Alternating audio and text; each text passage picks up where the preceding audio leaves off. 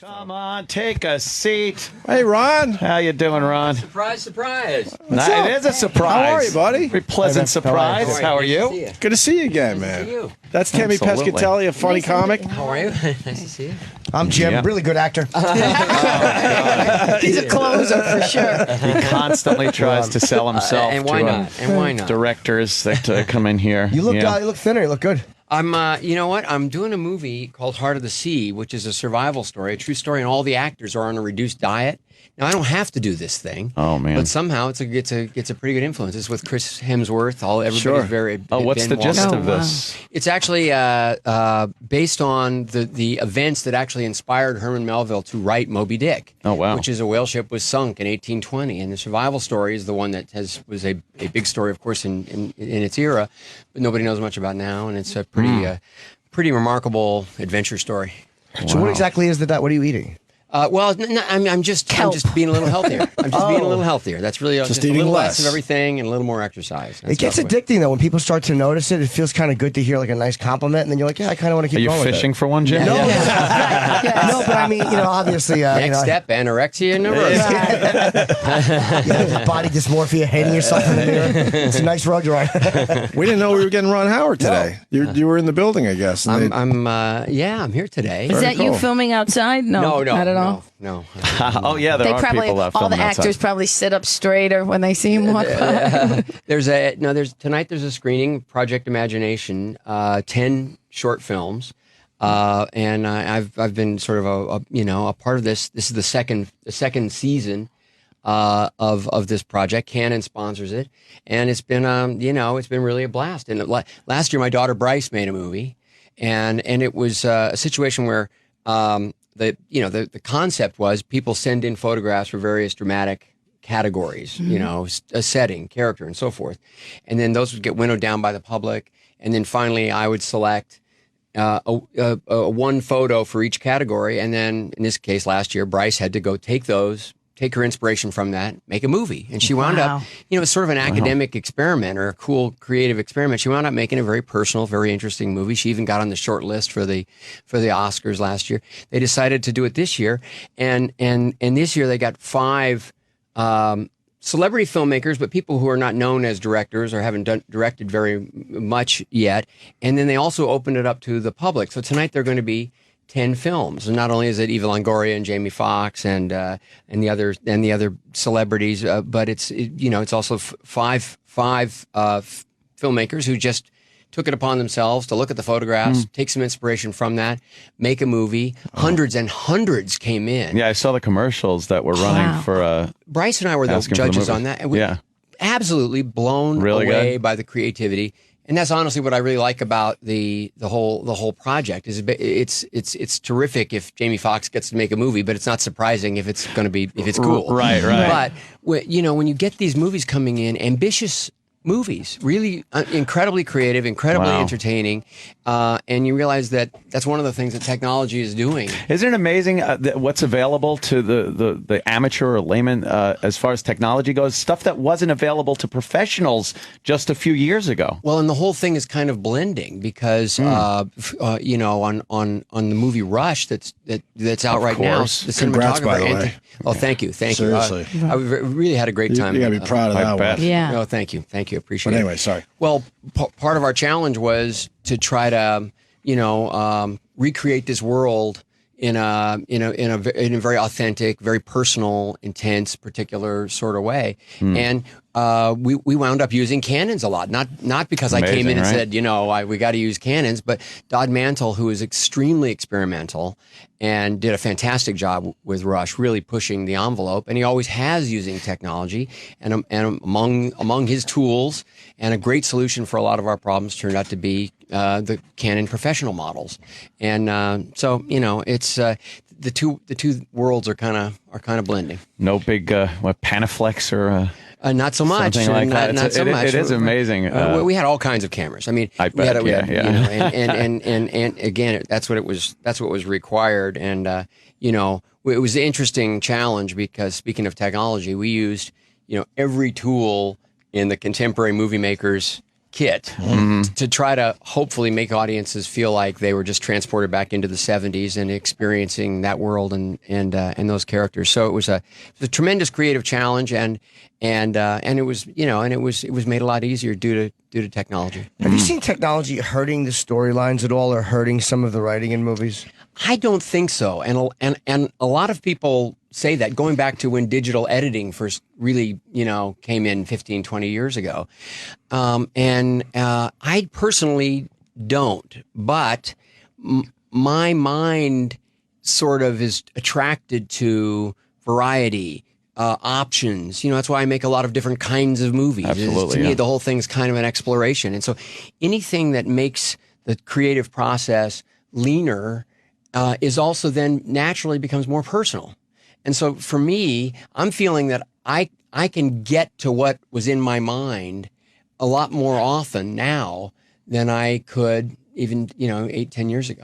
Yeah, because you've been through filmmaking throughout where you had to, sit there and literally cut the film. Yeah, I've got my 8mm splicer at home. Yeah. So it has to. I would almost think it leaves more time for the creativity to not have to worry that you're going to take such a chunk of time to do stuff now that you could do a lot faster. It ought to work that way, but you know how it is with the man. If they know you can do it faster, they want it faster. Okay. If they know you can do it cheaper, they want it cheaper. Yeah. But what it does is, I just think it creates a kind of fluidity. I think there are more options. I think the danger is if people start spinning so fast that they don't stop and they really think about what their story is. They don't think about an innovative way of doing it. They just kind of, they just sort of blast into it and do everything on the fly. That style was something that we applied to Rush, but it was not done on the fly. Right. It was very conscious, very thoughtful. It's kind of like we had a goal. The 3D technology. When it first hit, they didn't really care about the story as much. It's just like, wow, now you can see movies in 3D. And finally, they're starting to realize, okay, people are over that. Now we still got to make an interesting film. Well, I don't know, 5, maybe 7 years ago, Bob Zemeckis, a peer of mine and a friend, was a great innovator. He did Who Framed Roger Rabbit,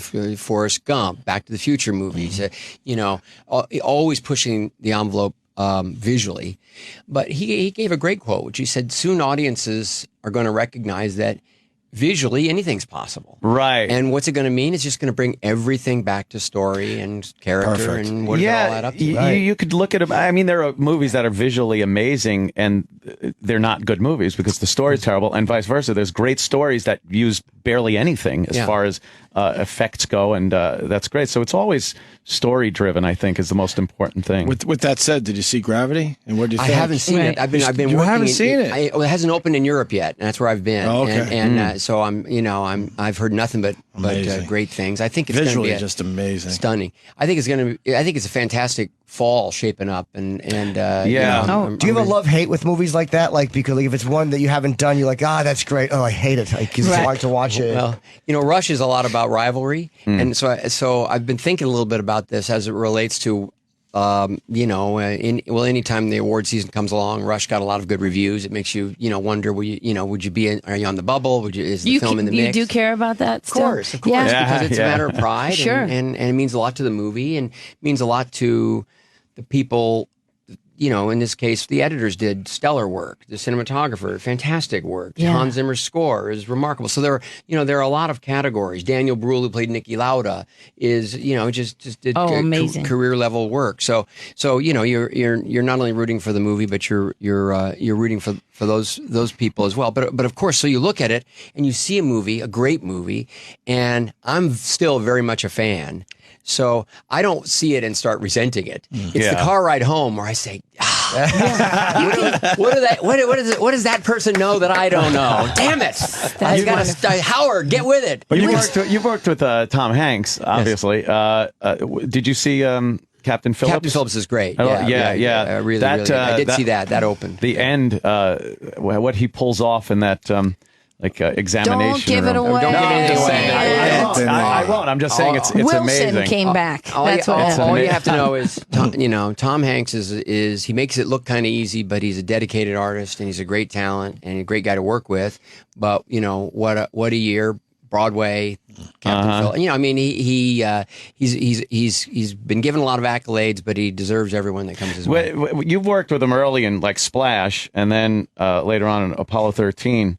What kind of difference did you notice any at all in his acting or? Well, I think at the beginning he really thought he was going to be a comedic actor. Right. And I think that's, you know, he began in theater and then he made his breakthroughs, you know, in television and then movie comedies.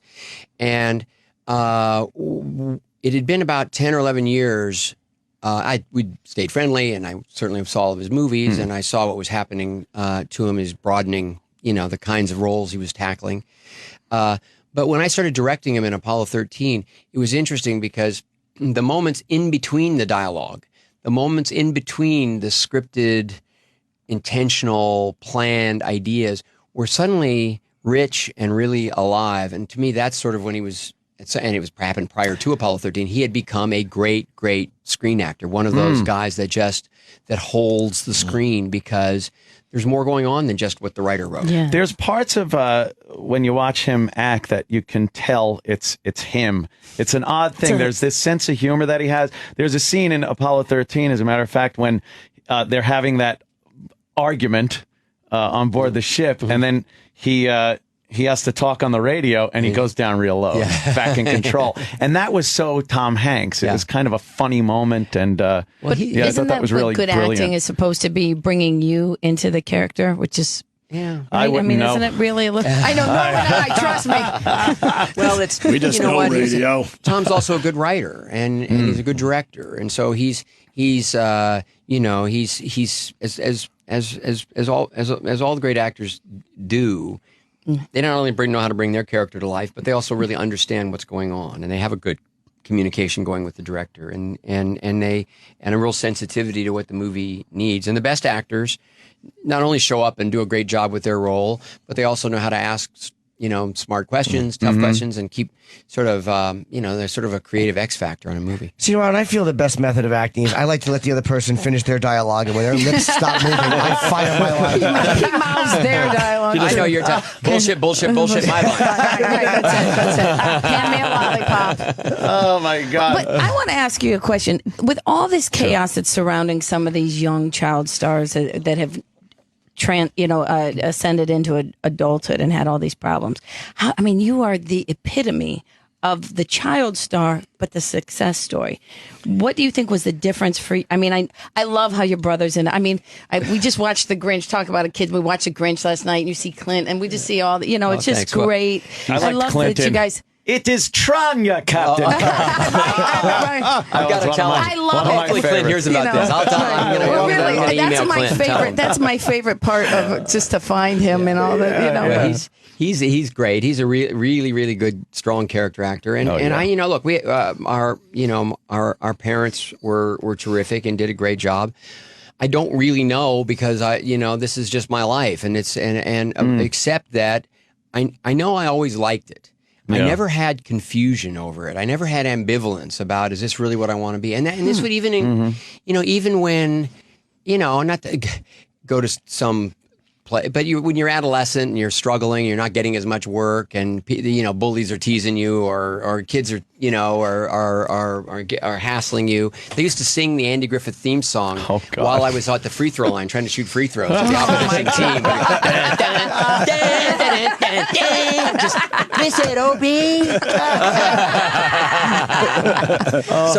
bad is that? But that stuff was never too great a trade-off. I mean, in other words, I loved going to work, and I loved being a part of this creative process, and and so I didn't have that ambivalence. I didn't struggle with that. Between the Andy Griffith Show and Happy Days was kind of not really. I mean, you were obviously working, but not as much as there's a period time when you reach a point where the child labor laws make it really impractical. Oh wow! Because if you could get somebody who's over a certain age, now it's I think lowered a little bit to 16. There's kind of a margin, but it used to be 18. If you could get somebody who looks, say, 14 or 15, but is 18, they can work. All hours, just like any adult. But the 15-year-old, 16, 17-year-old is still limited by child labor laws. Right. So it's just a very practical issue, and it just naturally sort of crushes any momentum. Yeah, that shuts you out of roles, obviously. How are you feeling about TV these days? Because TV is getting a newfound respect as far as shows like Breaking Bad and you were great on great on Arrested Development. Yes, that was terrific. I loved being a part of Arrested Development, and brilliant. And it's back to technology. Arrested Development never would have come back had it not been first the internet, then DVDs, then Netflix. I mean, without a question, television to me has sort of evolved into this. This. I mean, it's always been great work is great work, and it's always been there on TV.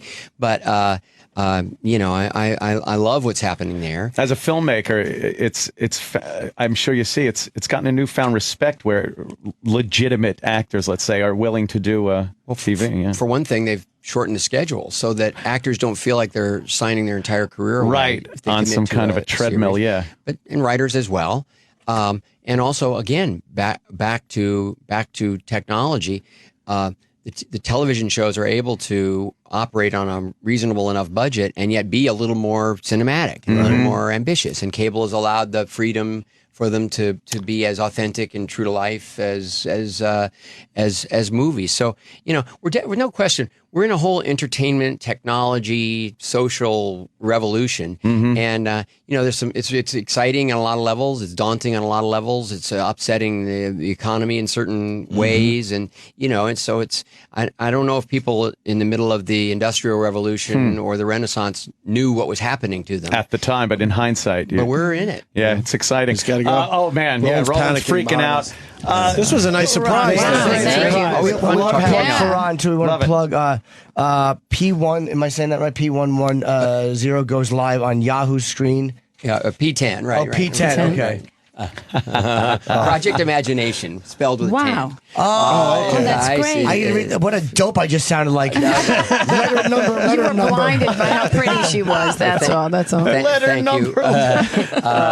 Always fun to talk to you. Thank you so much. Thanks, Ron. Ron Howard, everyone. Surprise. We're going to take a quick break. Stay there. The Opie and Anthony Show. On Sirius XM. All right, well, that sucked. To hear the Opie and Anthony Show 5 days a week live on satellite radio, online on your phone or tablet, or even on demand, go to SiriusXM.com. Also, interact with the Opie and Anthony Show on Twitter, @Opie Radio, @Anthony Cumia, and @Jim Norton.